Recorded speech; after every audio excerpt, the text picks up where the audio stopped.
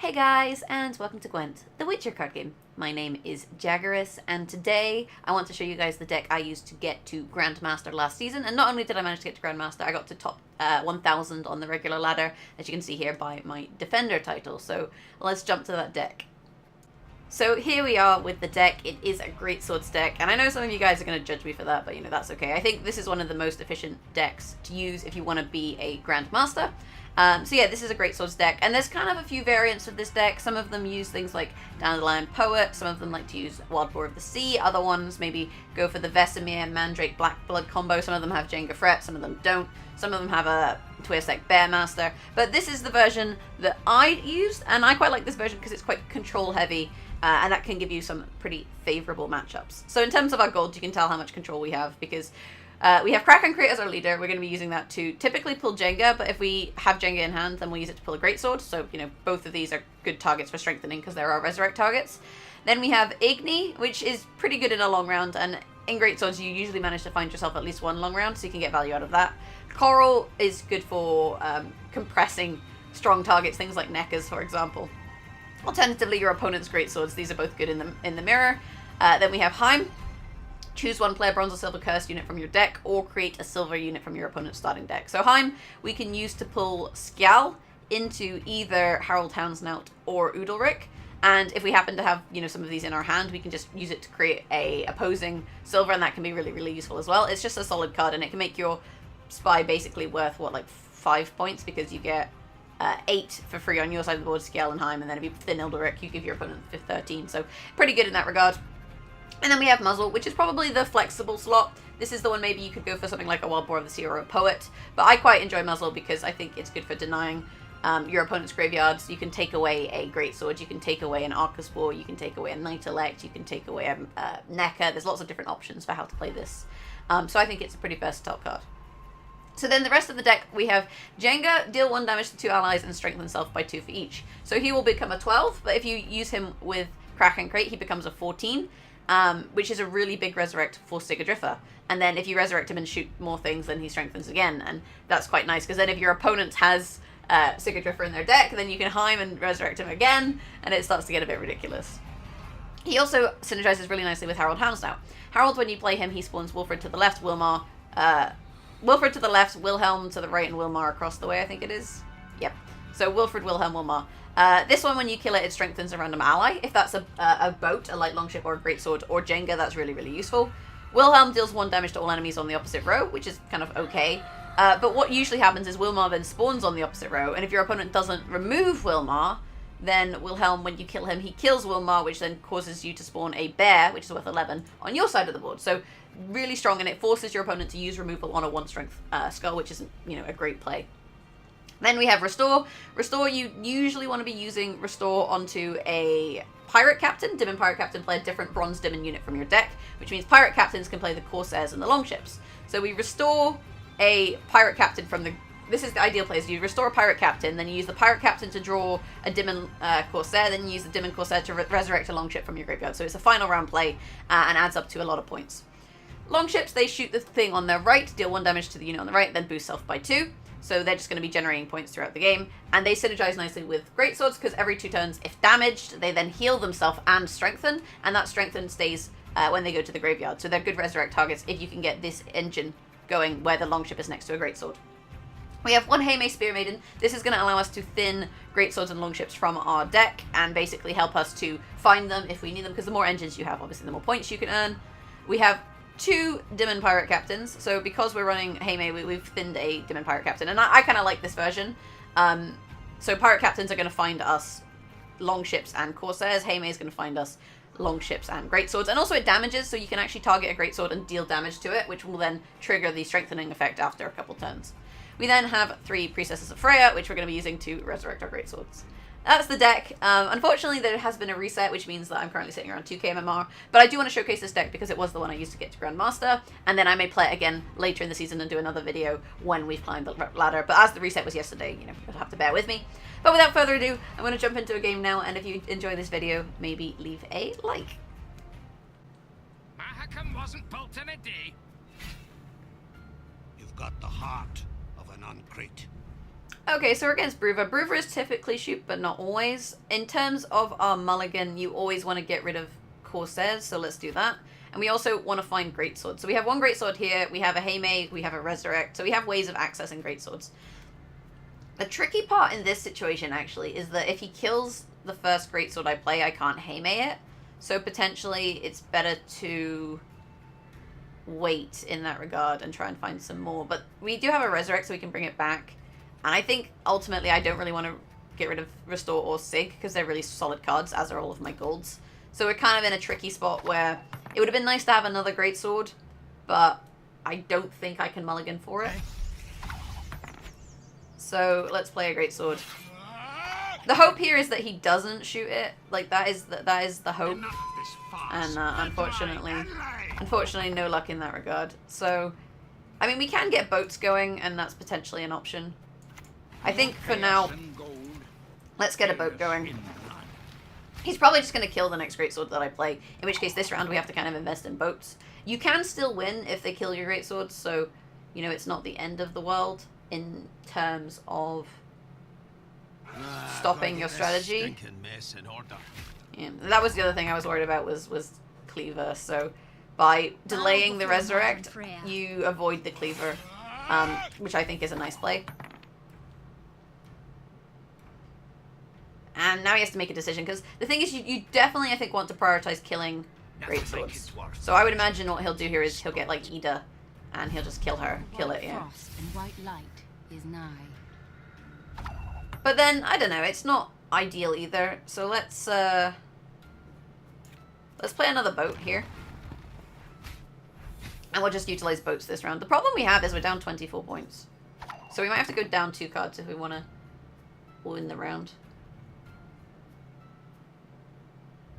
Yeah. And that's the thing. That is the risk that we took here. In which case, you know, what cards do we want to expend? I think we play Crack. And then shoot these. And this was something that, like, you know, you kind of have to consider as potentially being an issue. But at the same time, in this situation, I think, you know, it's fine because I would rather win the round. And then we have control of the next round. We can always pass the next round and then have a long final round. And I think that's a fine strategy. So that's what I think we'll do here. Because we do have access to Skellige, which may give us Udoric. It might not. And, you know, that's a little bit unfortunate. But we can kind of make that work. And in the meantime, we can draw lots of, you know, nice cards. These are good cards to have. So let's just leave it at this for now.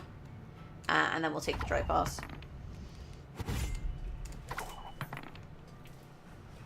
It also means that our opponent doesn't have an option to thin their deck, which means if they haven't drawn their shoot, it might be kind of difficult for them.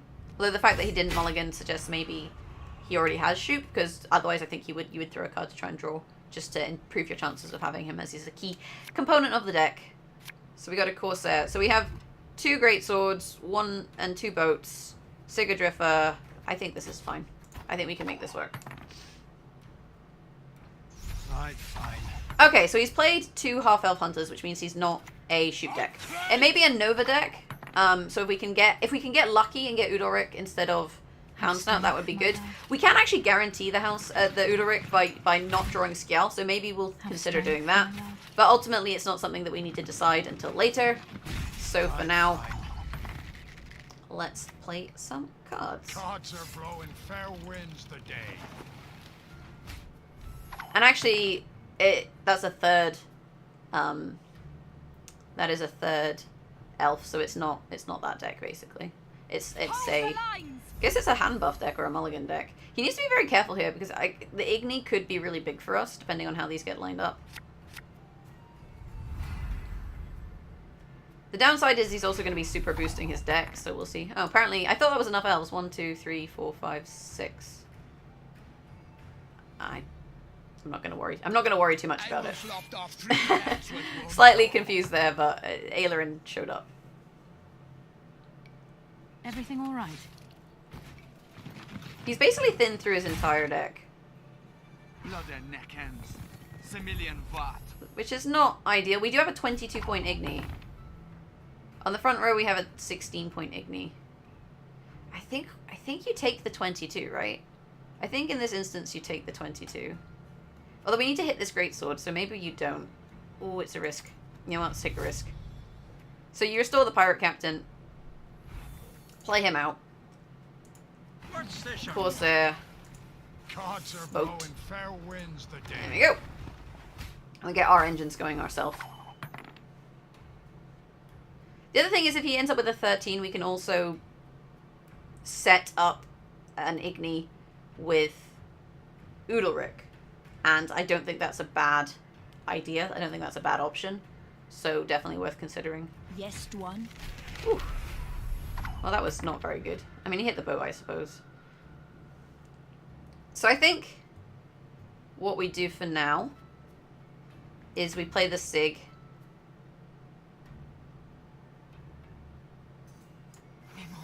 Into the Jenga. And you shoot your greatswords because, you know, they're going to strengthen anyway, so damaging them is fine. And then we'll kind of see how this plays out. That is a 12. That's now a 12. So if he plays one more, then we'll get the Igni. We also have an 18-point Igni on the front row. So I think this is where we go for the Heim. It also extends the round by a turn, which I quite like as a play. So let's play a Bronze Curse unit. We could play Scale in 50-50, but because we've already played thing, Harold's not so good, so let's just straight take this. Put it on the back row. Is Harold going to really be useful here? Resurrect gives us another greatsword. Neither of these are ideal choices. Scale would have been good. Harold, we can't really trigger him. So I think we take the Priestess and just get another greatsword. Or if our opponent kills one of our greatswords, it means we can, like, you know, bring the big greatsword back. So it's probably okay. You'll be fine. Iglace is not particularly good. Do we take an 18-point Igni? Is our question. I think we probably want to just artifact compress one of the officers. Actually, we could just take the Resurrect. Does he have a Shiru? The question is, does he have a Shiru? If he has a Shiru, we should hold this. So let's just do this. Like I say, on the off chance that they get boosted again, you know, that would be pretty good for us. So I want to play around that eventuality. And try and get the 26-point Igni if we can. We don't have to worry too much about Shiru because actually we have a 20-point Jenga for it. So it's not a problem. And there's the Shiru. Which is something that, like, we did expect. So I don't think he's going to kill one of these. So let's just resurrect another greatsword for now. Bow before modern Freya. And then we'll just wait and see what his last card is. Before we can line up the Igni. I was hoping you'd say that. And it is what we hoped for. So now we get the 26-point Igni. But actually I don't think it's enough. I hate portals. Unfortunately. Although he is going to strengthen. Not that bad. So... Oh, it is! It's just enough! And there you go. That's the thing, is like expecting things and kind of thinking about your Igni. That's why I like to run it, because it can win you games, and it did win us that game. So we'll send a GG. That was a fun game, though. Going into a long round against elves is a little bit scary. I did expect Brewer to be Shoop, just because I feel like, you know, that's the most competitive Brewer deck. But as it was, that worked out fairly well. We didn't have any dead cards. We managed to win the game. Life is pretty good. So, yeah. Let's jump into another game, and we'll play this deck once more. I shall not repeat Emil's mistakes. You've got the heart of an uncrate. Okay, so here we are against Jan. Jan can be soldiers, it can be alchemy, sometimes it's even spies. There's also a reveal variant that uses Jan. So in this situation, I think we do want to keep priestesses if we have them. Like I say, we always mulligan our corsairs. We have boat, we have two greatswords, we have Jenga and Sig. And in this situation, I think we keep Jenga in hand so that we can thin a greatsword with the...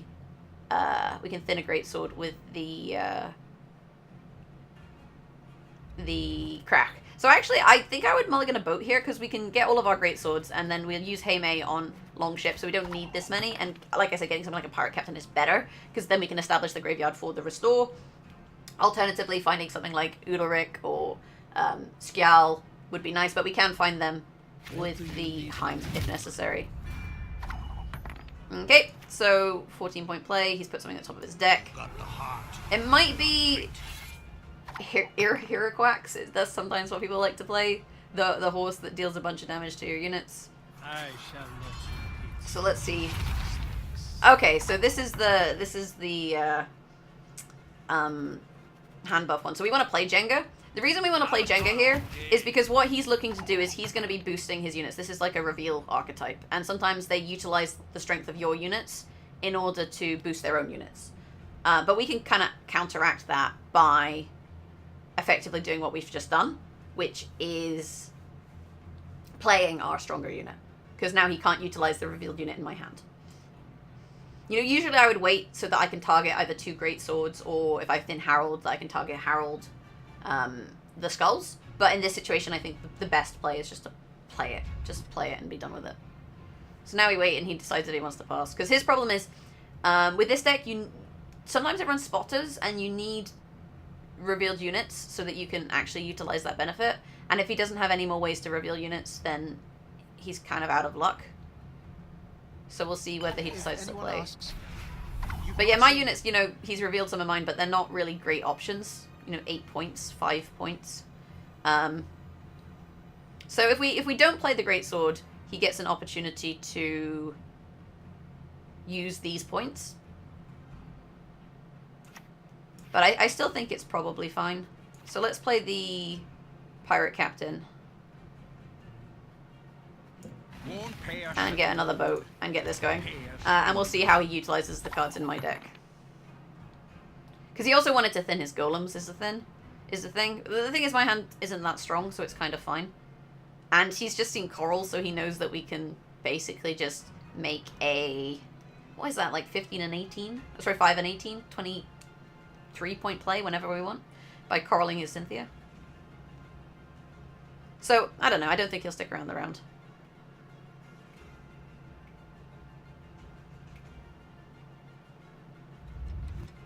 It's tricky because he also wants to, like, thin things. Like, he wants to thin the golems and that kind of thing. Like, reveal Jan is a tricky one if you have a awkward hand, and it looks like he has an awkward hand based on how this is being played.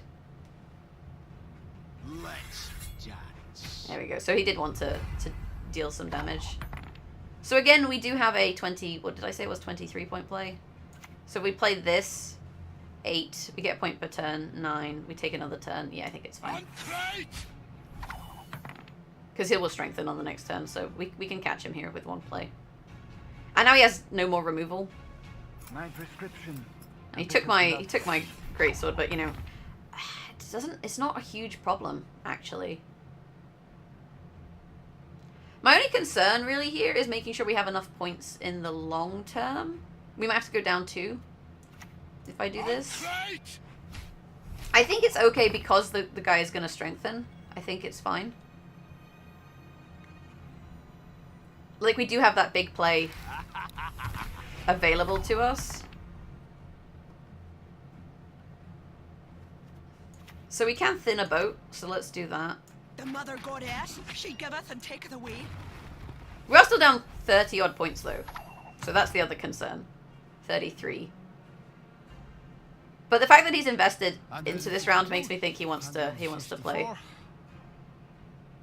Notice! All roads lead to Nilfgaard. So, the question here is, do we play Heim and try and find a... do we play Heim and try and find Skjal? In which case he'll probably pass. Or we could pass and be a card up. Can we make 42 points in 2 plays? That is kind of our question at this stage.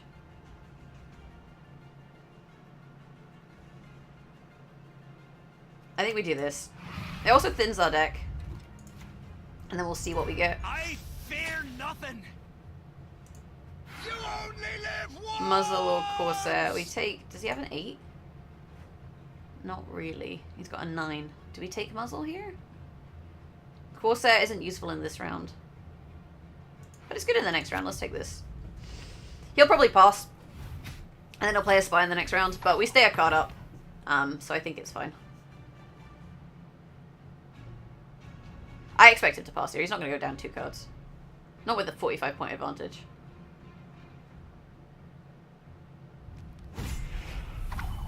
41 point advantage. So this is worth 23. This guy will strengthen. Is it worth it? Let me think. 7. Alright, 7, 8. Wait. 1, 2, 9. 9, 10, 11. Cunning play. 12, 13, 14, 15.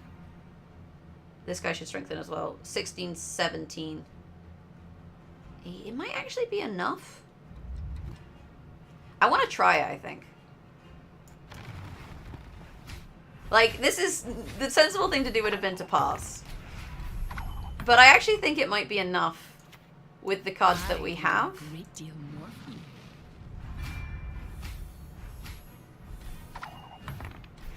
Hey, look at that. So we get it a card down. We get it a card down, which is not too bad.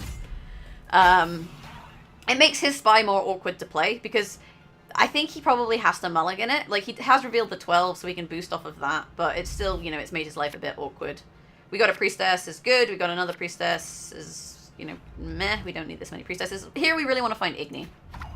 Harold is fine too. So I think this is where we pass. Although, yeah, I think this is where we pass and just regain the card. And it, like I said, it makes his Cantarella a little bit awkward for him to use.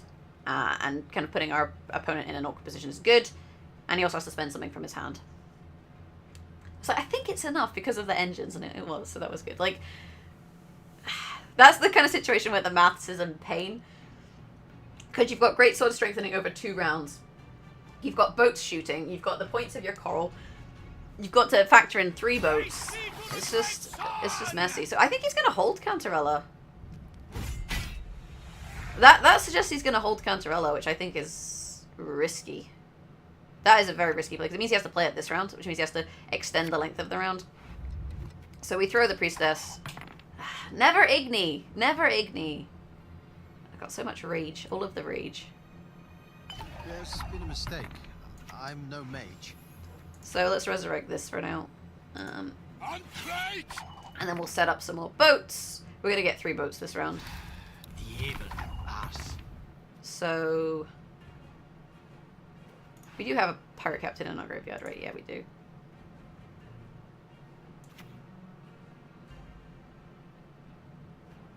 And we'll put this here. I'm putting this here in case I need to shoot it. Like, if he happens to Asir the pirate captain to kind of affect my restore, then I want to be able to kill another pirate captain after that, basically. 102. So that's what we're trying to do. That's the kind of thought process. Okay. So let's just play the restore now so that he can't do that. So we'll grab the pirate captain. I don't think he has a seer, but you know, it's maybe better to be a little bit safer than sorry. And again, we stagger the boats to the right so that they don't line up for an Igni.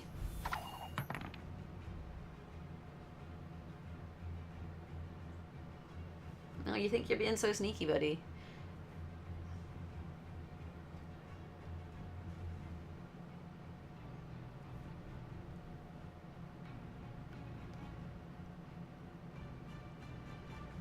The only thing I'm, like I said, a little bit worried about is a seer. And if I'm worried about a seer, what I should do is res Jenga now. Or the boat. I guess we just res the boat. Sailed into troubled waters, mate.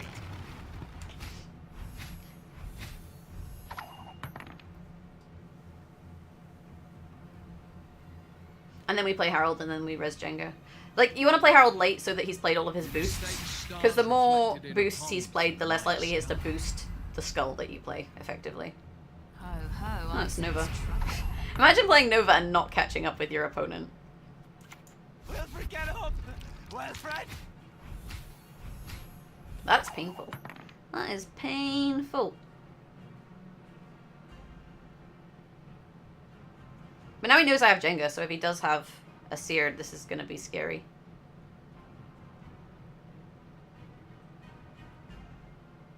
Then I guess we resurrect the Heime and pull another Greatsword.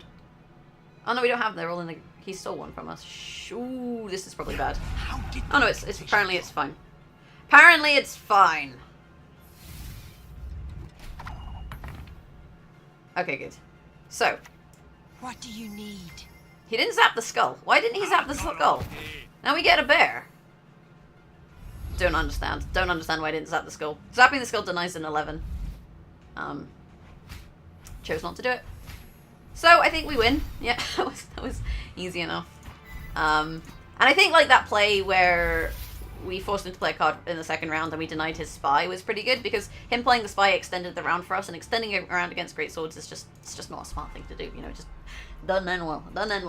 But yeah, this is the deck. I had a 66% win rate for it from about 4,050 MMR up to 4,300 MMR. I won 24 games and lost 12. So that's kind of a feel for it. I think most of its matchups are good, and understanding its matchups, even if it's not the best or most favorable matchup, you can still win. A lot of the cards like, you know, Muzzle and Coral and Igni make it quite successful against Consume, and I think it also favors it in the mirror.